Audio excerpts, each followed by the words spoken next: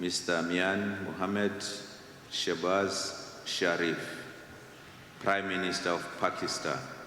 Your Excellency, you have the floor.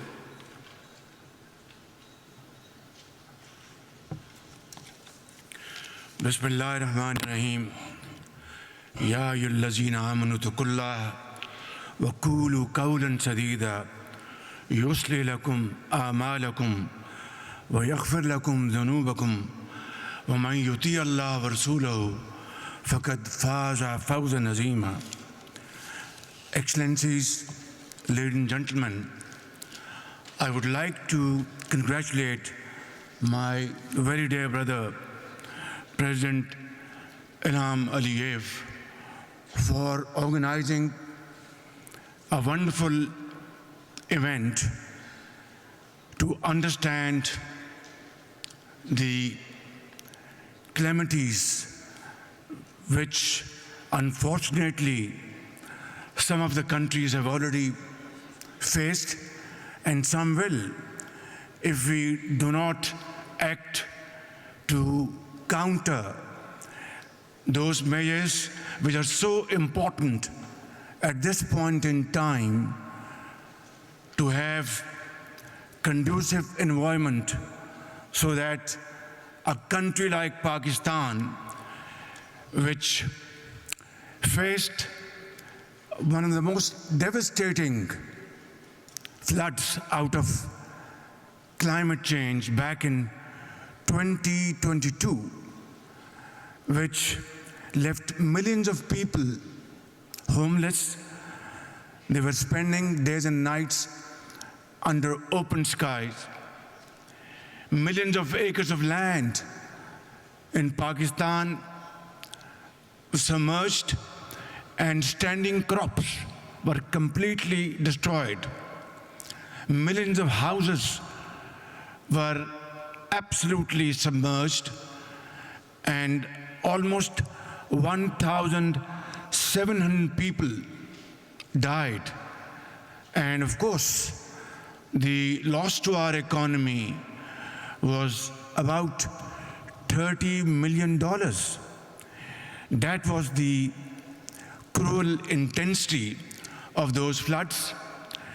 And this must be kept in mind, ladies and gentlemen, that Pakistan is one of those countries which hardly contribute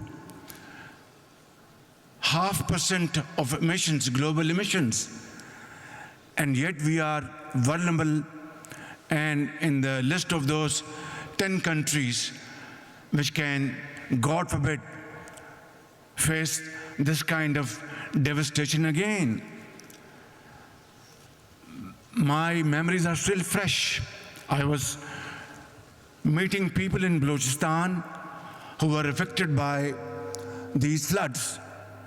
A boy by the name of Ikramullah had lost everything. His entire village was erased from the face of the earth. His home was completely demolished, and his school was also submerged. And we had arranged his education to another part of Pakistan. And this boy is becoming a very productive hand of Pakistan, but not for all those who had suffered this calamity in Pakistan and other parts of the world. So, ladies and gentlemen, here is this opportunity that COP29 should understand, make this understanding loud and clear, that we will have to fulfill those financial pledges committed in COP27, COP28, and yet I think those huge financial commitments have to be materialized. Ladies and gentlemen, we would also like to raise this point that 10 years ago in Paris, we had failed to stop the rise in emissions and catastrophic global warming. And those pledges in Paris 10 years ago, which were made, have yet to see the light of the day.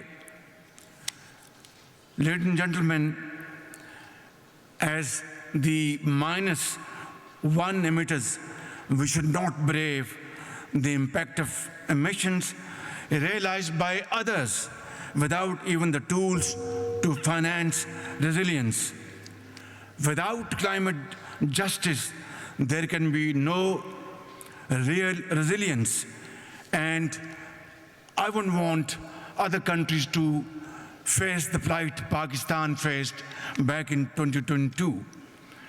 Ladies and gentlemen, Pakistan is a resilient, hard-working, and responsible nation, and we are fully committed to being part of the global climate solutions.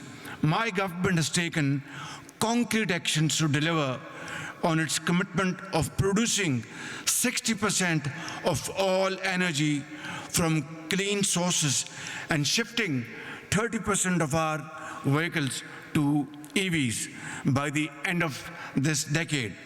At the same time, Pakistan is going to go through a renewable energy revolution. Last year, Pakistan presented a comprehensive national adaptation plan. And this year, we have developed our national carbon market framework. But we cannot do it alone. Pakistan needs international support to deliver on its climate ambitions. Ladies and gentlemen, the hammer is on. I'd not like to take more time, but let me say, developing countries will need an estimated $6.8 trillion by 2030 to implement less than half their current NDCs. The same goes for adaptation and loss and damage. And in COP29, Pakistan led this phenomenon by our very able team, led by Madam Shari Rahman. We believe that under Azerbaijan's able leadership, COP29 can transform into a finance COP by restoring confidence in the pledging process and scaling up climate finance. I strongly feel that climate finance must be grant-based and not add to the debt burden of vulnerable developing countries. Finally, Excellencies, 2 years ago, I warned, and I warned at the top of my voice, that the future would never forgive our inaction. Today, I echo the same warning with greater urgency and fullest energy at my command. Ladies and gentlemen, we know the causes, we know the solutions. Now, we must find the courage to act and act swiftly. I thank you. Thank you, Your Excellency.